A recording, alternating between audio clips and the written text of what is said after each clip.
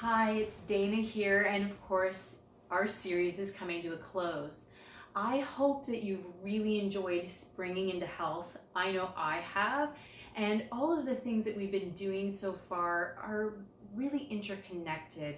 A lot of them, getting rid of the white stuff, which is really just another way of getting rid of the junk, staying hydrated, and all of the steps that we've taken so far, including getting enough sleep. A lot of them are about reducing the amount of stress on our bodies and helping us shift into a calmer and better place. All of those irritating things like sugar are inflammatory and keep us in a stressful place. And today, I want to talk about one more way that we can shift out of stress or reduce the stress that is put on us every single day. So, journaling and stretching are two of my favorite ways to deal with mental and physical stress. I'm the kind of person that holds a lot of tension in my body, so I love to stretch and I love to practice yoga. Even when I'm not practicing yoga, I like to stretch. I like to do a little cat stretch, you know what I mean? When I wake up in the morning, and I like to do a little bit of loosening up, even, for no reason at all, several times a day. And I find it really helps me to get rid of the physical tension that I might be hanging on to. It's really hard to go through life and never really feel our bodies, but more and more of us are doing that. We're stuck in our heads. And so that's why I like journaling with a real journal as well.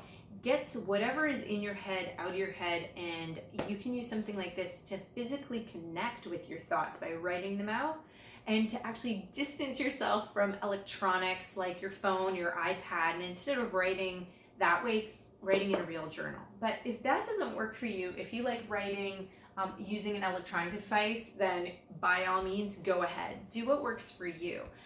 You do what works for you. I like a journal. I think they're great in that way. You can even keep what you wrote and see it. Maybe write pictures, whatever helps you to process any anxiety or, looping thoughts, anything that you might have. A journal is a great place to just get it out. There's a lot of different ways to journal. So some people do morning pages, and I've talked about that before. So hopefully you can, I'll link that post in this email as well for you.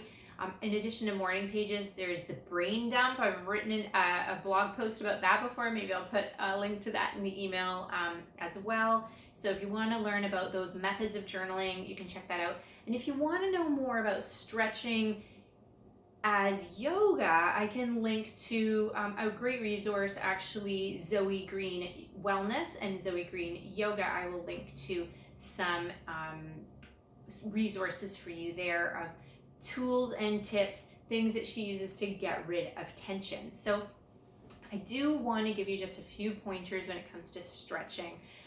Don't bounce, don't overstrain. Always breathe while you stretch. Try not to hold your breath. So allow your eyes also to lead the way. If you're gonna turn your head, for example, to stretch, let your eyes go first, and then let the rest of your face go with you. And then as you feel the stretch down this side of the neck, you can actually extend the arm away so you get a long line of stretch, which might actually give you a better stretch than you're used to if you don't normally do that. Long line of stretch, and then you can bring it back in and let the eyes again lead the way if you're going to do the opposite side, which you always should for symmetry. So hopefully those are some good tips for you. I hope that it allows you to get into your body, even if you just want to sit and breathe and feel your body and feel the tension. That's better than always being stuck in your head. So I'm sorry that our series is coming to a close. I've really enjoyed connecting with the people that have reached out to me. If you haven't reached out and you'd like to, don't be shy. You can just hit reply. Or, if you're happier to engage in the Facebook group, by all means, stay there, continue on. You don't need to leave. And if you'd like to, also stay in contact with me, that would be great. So I hope that you've enjoyed this series and that you've gotten something out of our spring into health.